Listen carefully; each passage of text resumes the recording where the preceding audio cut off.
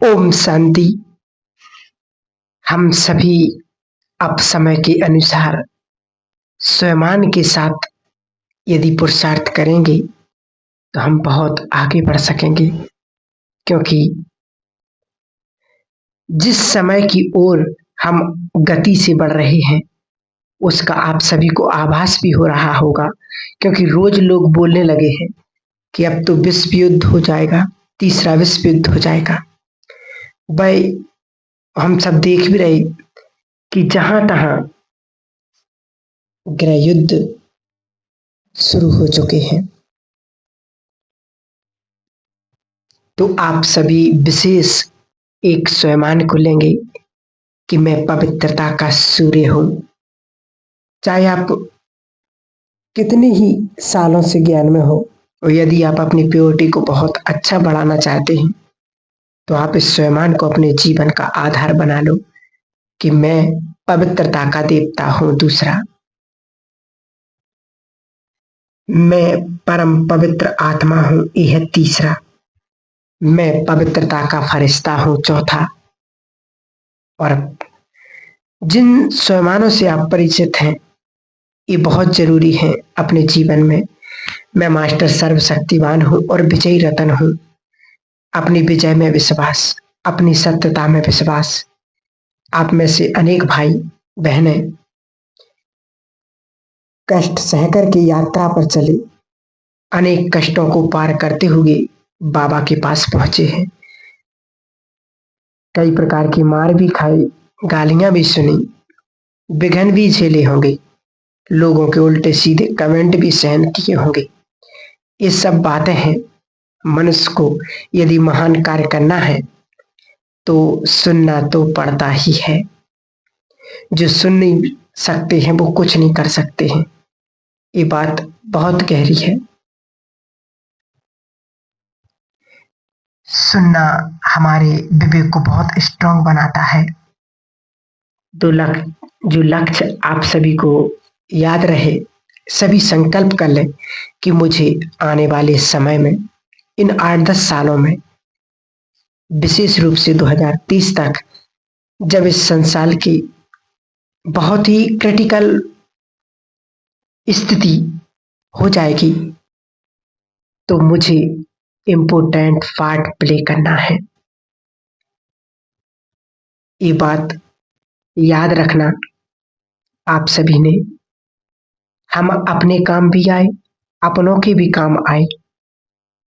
परिवार पाले पोसे, पढ़ाई लिखाई की, संसार में आए और चले गए। इस अंतिम जन्म में हम भगवान के काम आ रहे हैं और संसार के भी काम आ जाए। मन बना लो अपने अंदर कि मुझे मेरी 5000 साल की जो यात्रा है वो सार्थक हो जाए। उसकी सफलता की चाबी मेरे हाथ में होगी। इस अंतिम समय के अंतिम काल में हमें संसार को बहुत कुछ देने वाले बन जाए, देते हुए जाए। खाली हाथ तो जाना नहीं है, लेकिन देते हुए जाए।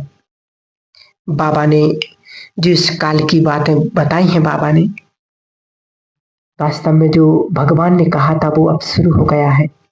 दुखों के पहाड़ गिरेंगे, मानसिक इफेक्ट बहुत होंगे, असाध्य बीमारियां बढ़ जाएंगी, प्रकृति के 5 तत्व एक साथ अटैक करेंगे और एक खेल शुरू हो गया है और बढ़ने वाला है। क्योंकि ये हम सब देख भी रहे और समझ भी रहे और जान भी रहे, और हर व्यक्ति के मुख से अभी शब्द निकलने लगे हैं कि वास्तव में संसार अब बहुत एक अंतिम कगार पर है, बहुत स्थिति खराब हो चुकी है। ऐसे समय में, ऐसी स्थिति में हमें स्वयं को परिपक्व बनाने के लिए बाबा जो हमें स्वयं देते हैं, स्वयंों का अभ्यास जरूर करें। क्योंकि जो बीमारियां, अनेक प्रकार की तनाव, घर परिवार में लड़ाई झगड़ा, पति पत्नी में मनमुटाव, आपसी व्यवहार खराब होने के कारण इस संसार की स्थिति बहुत बिगड़ती जा रही है। ऐसी स्थिति बिगड़ने से पहले हमें स्वयं की स्थिति को श्रेष्ठ बनाना है, क्योंकि ये खेल अब शुरू हो चुके हैं। जो प्रकृति के विध्वंसकारी कर्तव्यों से जो मानव जाति को सुरक्षित रखना चाहते हैं, वो बहुत अच्छा अभ्यास करेंगे कि मैं प्रकृति का मालिक हूँ, स्वराज अधिकारी हूँ। और इस प्रकृति को क्या चाहिए? हमारे पवित्र वाइब्रेशंस का सहयोग। हम बाबा की मुरलियों में रोज सुन रहे हैं और जान भी रहे हैं कि सबसे ज्यादा ये प्रकृति के पांचों तत्व ये महाप्रकोप दिखाएंगे। और इन प्रकृति के महाप्रकोप से यदि बचना है, सुरक्षित रहना है, तो हमें प्रकृति की सहयोगी बनना पड़ेगा। और संसार को भी यदि प्रकृति के प्रकोप से बचाना है, तो हमें प्रकृति को कुछ देना पड़ेगा। बाबा ने मुरली में कहा कि तुम योग बल से इस संपूर्ण प्रकृति को सतो प्रधान बनाते हो। योग बल से क्या बढ़ता है? पवित्रता का बल। इस संपूर्ण प्रकृति को हमारी पवित्रता की बहुत बड़ा बल देती है। इसलिए बाबा ने लाखों लाखों बच्चों को पवित्र बना दिया है। अब तो प्रकृति भी सुखदायी नहीं है, कष्टदायी है। पानी, भोजन, फल, सबसे बीमारियां बढ़ती जा रही हैं। प्रकृति में वो ताकत ही नहीं रही है। समझ लें, हम सभी की प्योरिटी ही प्रकृति को फिर से भरपूर कर देगी। वायु भी सुखदायी, रात भी सुखदायी और दिन भी सुखदायी। अंधेरी रात तो होगी ही नहीं। अब कहेंगे अमावस्या में क्या होगा? अब वो जो होगा वो आप जान लेंगे। जल भी, हवा भी, फल फूल, आकाश, सब कुछ सुखदायी बन जाएंगे। बाबा ने एक मुरली में बहुत पावरफुल महावाक्य उच्चारे थी, जो आप सभी ने सुने भी होंगे कि समय तुम्हारा इंतजार कर रहा है। हम सभी कौन हैं जिसका समय इंतजार कर रहा हो? सोचो कितनी बड़ी बात है। हम वो प्रभु की, परमात्मा की संतान, वो महान आत्मा है जिसे स्वयं भगवान तो सम्मान दे ही रहा, समय भी इंतजार कर रहा है। तो आप सभी ने कितनी सुंदर कहावत है, समय और तूफान किसी का इंतजार नहीं करता है, लेकिन वो कौन है? वो महान आत्माएं जो इस समय उसके लिए रुका हुआ है। एक लाइन तो आप सभी ने सुनी होगी कि तुम समय का इंतजार नहीं करो, इंतजाम करो। तो हमें अपनी शक्तियों को और पहचानते जाना है। बाबा की लाइन कि इतनी सुंदर लाइन थी कि समय तो तुम्हारे ऑर्डर को मानेगा। सोच ले सभी, कितनी महान आत्माओं की वो आत्माएं होंगी जो समय को ऑर्डर देंगी। कितनी पुण्य आत्मा होंगी, ऑर्डर को प्रकृति मानेगी। कितनी शक्तिशाली वो होंगी वो आत्माएं जिनके ऑर्डर से समय और प्रकृति काम करेगी। बहुत गंभीरता से सोचना है, स्मृति से लाना अपने आप को और अपनी एनर्जी को, अपने चित्त को महान बनाना है। एक पवित्र आत्मा का चिंतन बहुत महान होता है, कलयुगी चिंतन नहीं। इसलिए अब बहुत लोग कहेंगे भी कि आप सभी ने सुनी भी होगी ये बात कि जो मोबाइल फोन है हमारे पास, इसमें अच्छी बातें भी बहुत हैं, लेकिन गंदगी भी बहुत है, कंफ्यूजिंग चीजें बहुत हैं। जो न्यूज यूट्यूब पर आती है आधी झूठी होती है, उनको सुन सुनकर अपनी बुद्धि को भ्रमित कर देते हैं। इसलिए इससे हमें बचना है।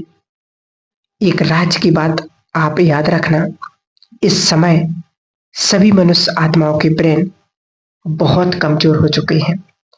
जो ब्रेन 100 साल पहले थे, 200 साल पहले थे, उससे बहुत कमजोर है।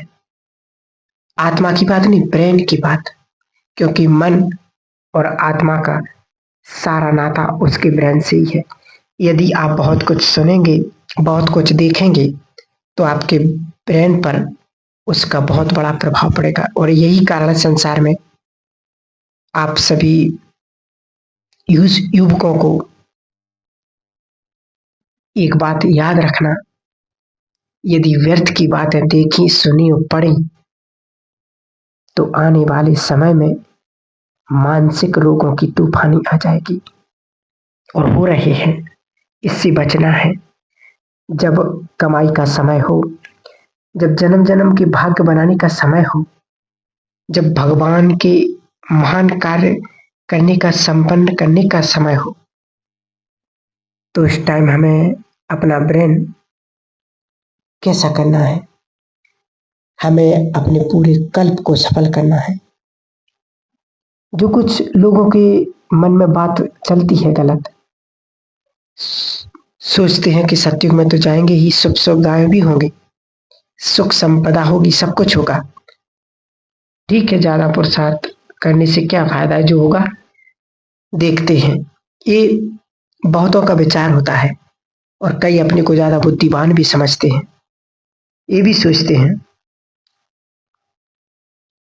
कि आध्यात्मिकता की ओर ज्यादा बढ़ जाओ, या लौकिकता की ओर ध्यान ना दो, पूरा ध्यान देना। ये भी बात लोग कहते हैं, लेकिन एक बात हमेशा याद रखना, जो यहाँ ढीले रह जाएंगे तो उनका सतयुग और त्रेता में पद कम होगा, लेकिन द्वापर युग से उनका जीवन कष्टों में बीतने लगेगा। ये बात हमेशा याद रखना। यदि हम सुंदर बीज डालेंगे इस समय पर, पूरे कल्प के लिए बीज पावरफुल डालने हैं। सतयुग त्रेता सुखों का समय है, लेकिन द्वापर और कलयुग बहुतों के लिए सुखों का हुआ और बहुतों के लिए कष्टकारी भी होगा। तो आप सभी अपने जीवन में सुंदर सुखों के बीज डालेंगे, तो मुझे संगम युग पर जन्म जन्म का श्रेष्ठ भाग्य बनाना है। मुझे अपने को बहुत शक्तिशाली बनाना है, ताकि मैं कमजोर आत्माओं को बल दे सकूं। मुझे सभी को सुख देना है, मुझे सभी के कष्ट हरने हैं। इसलिए समय अनुसार भी हमें मुरली का रस अपने जीवन में इतना प्राप्त करना है। एक बात याद रखना कि मुरली का रस देवताओं के भी भाग्य में नहीं है। मुरली का सुख भी लें, रस भी लें, और एनर्जी भी लें। जैसे बहुत लोग जो बाहर रहते हैं, तो वो तो ये भी सोच लेते कि बाबा तो आजकल आते ही नहीं है, टीवी पर ही मुरली सुन लेते हैं। क्या जरूरत है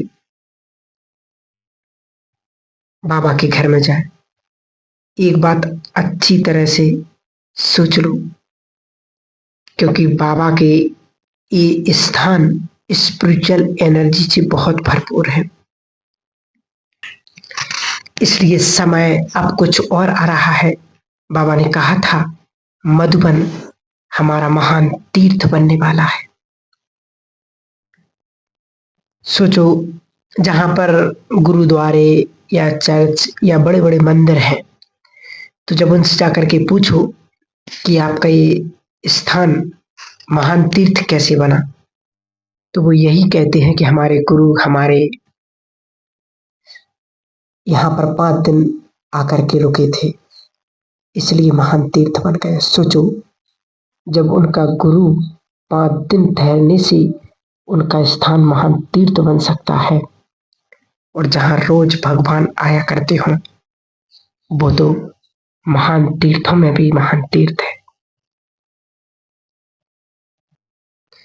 इसलिए एक बात याद रखें, आप स्वयं अपने पुरुषार्थ से अनेकों के काम आए, क्योंकि अब सबके पीछे लाइन लगने वाली है।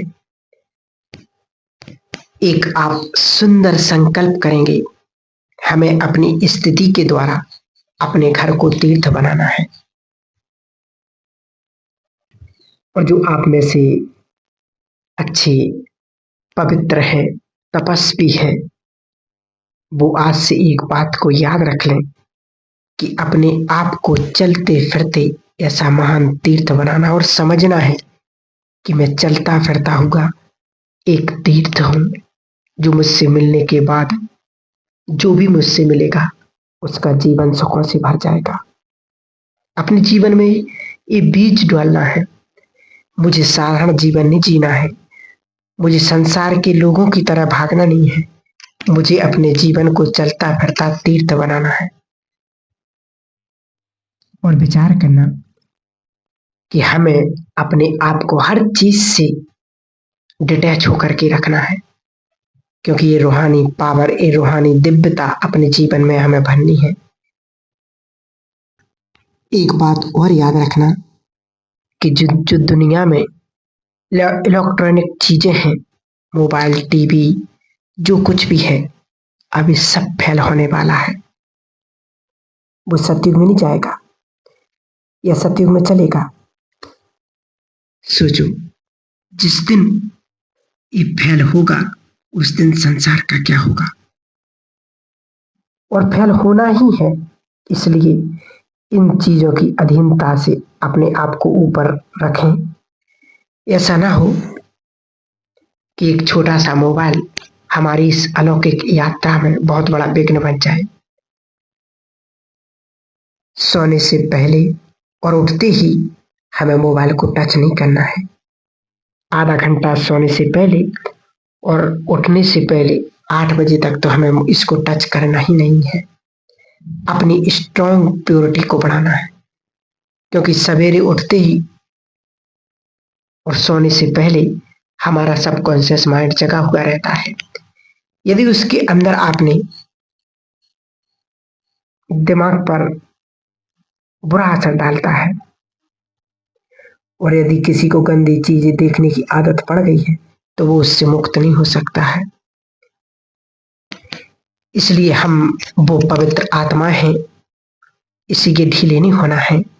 सोचो, जिसे संसार देख रहा हो, जिसे संसार को पवित्र बनना हो, वे आत्माएं जिन्हें सर्वशक्तिमान बल भर रहा हो विश्व को बदलने का, तो कितना नशा होना चाहिए अपने आप में। और एक बात और आखिरी, कि सोने से पहले हमें 5 स्वरूपों का अभ्यास करके ही सोना है। तो आपकी तपस्या, आपका योग, आपकी पवित्रता बहुत बढ़ जाएगी। ओम शांति।